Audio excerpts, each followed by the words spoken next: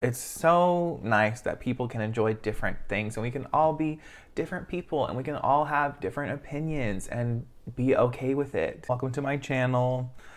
My name is Andrew. Today I am going to tier rank all the books I read in 2020, which was 3 months ago. But here we are anyways. All right, so as everybody does, I will explain my 5 tiers. I only read 31 books, which is not a lot compared to lots of other booktubers, but I'm currently on 21 in March, so I'm hoping I can get like at least, my goal was 40. Hopefully I can get more books than that this year, but fingers crossed, we shall see. Starting off, we have Iconic, which I only have a couple that I think are gonna go here, but obviously they're pretty iconic, and I don't think they're pretty well loved here.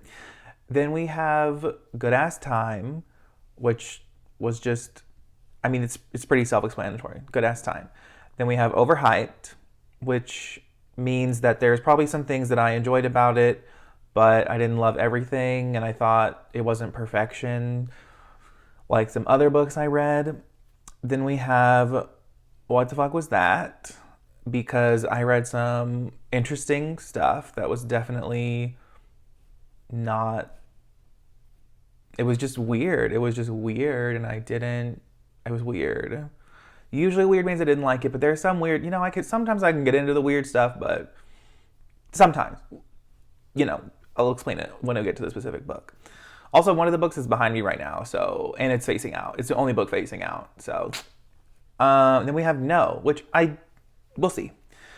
So the first book is The Vanishing Stare, and I'm just gonna go straight to Good Ass Time because it was a good ass time. The whole series was a good ass time. Honestly, like let's not delay this anymore. All of the Truly Devious series. Where's the rest of it? I read all 3. There it is at the bottom. There it is. So, and if I had to rank like the series individually, I would say probably the first book was my fave. I mean, they got progressively like not worse. Like they were all still enjoyable, but I think that the series as a whole is good, and like most people say it could have been better as a duology, and I agree. I think a lot of things are probably better as a duology these days, but yeah, moving on.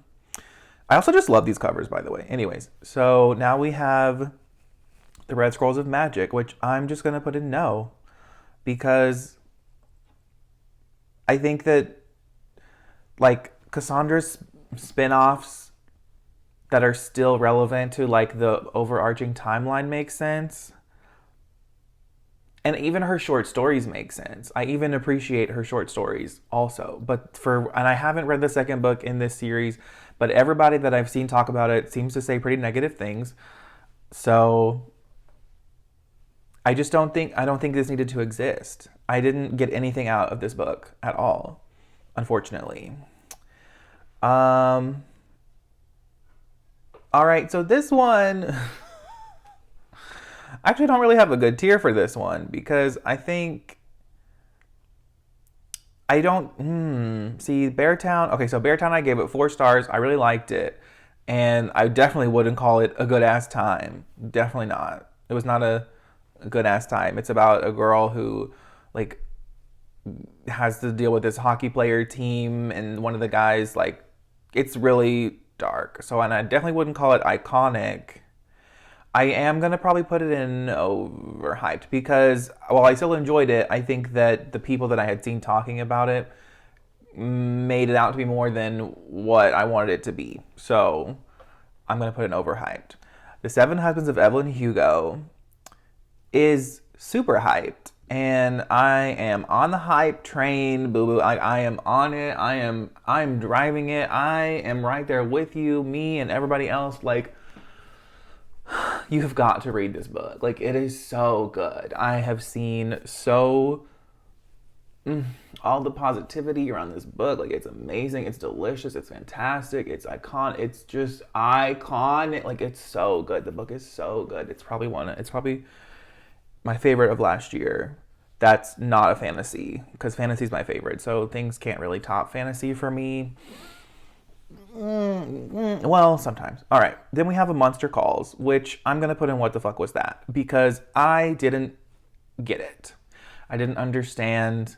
I didn't find it enjoyable. So I know that so many people love this book, and I'm probably going to hurt so many people, and I'm truly sorry, but I just did not vibe with this one. I'm sad that I didn't vibe with it. Obviously, I want to vibe with all my books, but this one was, you know, if you love this book, you can unsubscribe. This is not, I don't know, it just wasn't for me. Like, it wasn't for me. This is how I felt at the end of it, was what the fuck was that? And we're just going to move on quickly. So now we have The Vanishing Half, which I am going to put in overhyped also, because I found it to be overhyped. But I still liked it. Don't get me wrong. But I only gave that 3 stars versus Beartown I gave 4 stars. So I enjoyed Beartown definitely more than The Vanishing Half. And I definitely enjoyed The Seven Husbands of Evelyn Hugo a lot more than The Vanishing Half. And these two discuss similar themes, if you will. So I do think that most people, if they like Evelyn Hugo, would probably like The Vanishing Half, and vice versa. I think most people would. But this, to me, I think it's like, in these two, I feel like maybe it's like just like because they're both considered literary fiction, and I'm not sure that's my type of genre, because it leaves a lot to the imagination. And I don't think The Seven Husbands of Evelyn Hugo left nothing. Like, it's very clear how you're supposed to feel. So if you don't like being told how you're supposed to feel, you might not like The Seven Husbands of Evelyn Hugo. But I agreed with a lot of messages from the book, and moving on. We're trying to keep the list going, buddy. All right. Then we have Ghosts of the Shadow Market, which I'm torn between iconic and good ass time, because I was legitimately in tears over Anna Lightwood's short story in this book, like in tears, and I just really, really, really, really liked that one story. So I'm gonna put it in good ass time, because that's just one of the short stories, so I can't let one story overpower all the rest. But I did really enjoy all the rest, and learning all about Matthew Fairchild and Alistair and all these characters. So I'm, overall, my general thoughts were good ass time. Next, we have The Boy, the Mole, the Fox, and the Horse, which is just, it's icon. It's so good. It's so good. It'll take you 20 minutes to read it. It's so good. I also cried at this book. I just love to feel things. I love having emotions, Having emotions is fantastic. And if you want to be reminded that you have them, you should definitely read this book. Absolutely. All right, now we have Queen of Air and Darkness, which I loved. I retroactively loved it. I don't think that in the moment I loved it, but it's one of those things where when you look back on it, you realize like so many things happen. But I'm gonna put it in what the fuck was that? So this category, it's just there's certain books that I think, what the fuck was that? There's certain parts of Queen of Air and Darkness where I was like, what the fuck was that? Like, literally, what the fuck was that? If you want more details, check out my spoiler-filled review of Queen of Air and Darkness, because specifically the ending to that book, there's so much, what the fuck was that? But here, it's not a bad thing. So sometimes what the fuck was that is a bad thing, and sometimes it's a good thing. So here, it's a good thing. It was like a mind fuck, and that's what I wanted. Then we have Lord of Shadows, good ass time, second book in the Dark Artifices series. Like, obviously I read all of Cassandra Clare last year, as you're seeing here, so Lady Midnight, and I've talked about Cassandra Clare so much on my channel, so we'll just, pretty much got Lady Midnight, Tales from the Shadowhunter, these are just going in All of these are going, except for City of Heavenly Fire, I'm putting in iconic. Iconic. I mean, Jace with his quote about going when they're in hell, and iconic. Iconic. Then we have City of Lost Souls, Good Ass Time. I'm just putting all these in Good Ass Time, honestly. Fallen Angel, well, I'm just going to put in Good Ass Time. I have a specific tier ranking just for Cassandra Clare, so you can also check that out if you want. Clockwork Princess, which one is that? You know, it's which I'm putting all. Let's just get Cassandra Clare out of the way here, okay? And we'll talk about other things. And we're gonna put City of Glass, also an iconic. That was so good. That was such a good conclusion to the first arc of the story. So good. And we're putting everything else by Cassandra Clare in Good Ass Time. So there's that. All right, then we have Heartstopper Volume 1. Now, this one is definitely going in overhyped because I did not see not one negative review. Not one negative. Every single, I think this was at like 4.6 or 4.7 when I picked it up. And it was so, like, my expectations were just so high. It's very clear that expectations plays such a major role in your enjoyment of a story. I mean, because the ones that the expectations. The expectations. I mean, but I have since read Volume 2 and Volume 3, and I gave Volume 2 4 stars and Volume 3 5 stars. So I absolutely adore the series. But this is just talking about the first volume, and the first volume was, I just don't think anything could have met my expectations because they were so high. They were so high. The expectations were insane. If you don't, yeah. So that one was,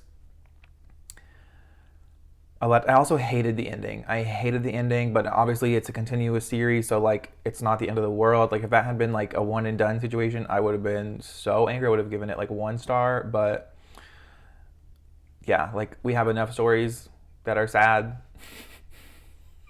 So I was done. Then we have This Is How to Lose the Time War, which I'm definitely putting in What the Fuck Was That? Because what the fuck was that? Now, again, this is actually not super negative because I absolutely loved the writing in this book. I adored it. I thought it was so beautiful. I loved listening to it. And I'm so glad that I read this because this taught me that I do care about writing, because I'm out here thinking to myself, like, I'm rating these things like that are just YA and basic bitch stuff and whatever. But I do appreciate the writing, even in these YA books. And, you know, we can have a whole conversation about YA books, but I support them, okay? I support them. This book it didn't make any sense, but it was a beautiful writing. So that's why I'm putting it here. And now I know that I do care about writing, so I appreciate it a lot for that. Then we have Red, White, and Royal Blue, which is absolutely 100% without a doubt going in overhyped. Absolutely. I'm considering doing a full spoiler-filled review on this because it's so popular and a lot of people have opinions, but it's definitely overhyped. But again, see, most of these things that are in overhyped, like, I still enjoyed them. So I definitely still enjoyed Red, White. I gave Red, White, and Royal Blue. I still gave Red, White, and Royal Blue like 4 stars. So don't get me wrong, there was a lot of stuff I enjoyed about it, and it was a really good book. But I just think that for what it was hyped up to be, I mean, but I still really like all the memes around it and everything. So then we have Daisy Jones and the Six, which is gonna go in Good Ass Time because I didn't like it as much as The Seven Husbands of Evelyn Hugo, but I still really liked it a lot. All right, then we have Cinderella Is Dead, which I'm also gonna put in Good Ass Time. So I'm so glad I ordered that and I read it like not that long after it came out. So that was cool. That was exciting to be a part of. You know, I don't really have many thoughts on that one. It was it's very like in your face, good and evil kind of thing again, but I don't mind that. I like that. You know, I don't want to read and have to think all about like, I might change my mind on that later, but right now I just appreciate a clear good and evil story. Like most of these things that I liked, it's pretty clear who's good and evil, and the things that I kind of, you know, so for sure. And then we have Wilder Girls, which is absolutely going in what the fuck was that? Because no, see, this is one. So pretty much, yeah, this one didn't like it. This one liked it. This one liked it. This one, I didn't like it. It wasn't for me. It's a lot of people have given it 5 stars, and a lot of people can really appreciate it, and I love that. It's so nice that people can enjoy different things, and we can all be different people, and we can all have different opinions and be okay with it. We don't have to have the same opinion. I'm here to make a channel and share my opinion and help you determine if things are or are not for you. This one was absolutely not for me. But I do think it would be for you if you like body horror and open-ended endings and being confused most of the book about what's even going on. You probably would love this a lot. And then we have the picture of Dorian Gray, which I'm also going to put in what the fuck was that? I'm putting it in what the fuck was that because I had no idea what this book was about, to be honest. I knew a lot of people liked it, and then I just decided to read it for whatever. I found it on thrift books for like cheap, so I bought it. And I definitely just didn't expect, like, towards the end, like, that twist or whatever. I just did not expect it. So I really liked it. This one I also gave 4 stars, and I really enjoyed it. I'm probably going to reread it, you know, over the years a couple times and I have, like, annotations of it, and I read a lot of stuff, like, about Oscar Wilde, and, like, I have a new appreciation for him, so he's definitely, like, I think this is his only novel, so, but I definitely think I'll check out more stuff from him. So yeah, this is all the books I read in 2020, which it didn't seem like that many, and it's not that many compared to some other booktubers, but it's definitely a good amount. I mean, compared to my real life friends, they don't even read like 2 pages, so. All right, well, that will conclude this video. I would love to know how you guys felt about any of the books I mentioned, any of the books that you read in 2020, any books you're reading now. Let me know. I'd love to hear from you. I'll leave my Instagram, my Goodreads, my Twitter's all going to be in the description. Thumbs up, subscribe. If you made it all the way to the end of the video, then leave me a comment with this emoji. Leave me a comment with this emoji. All right, see you in the next one. Bye.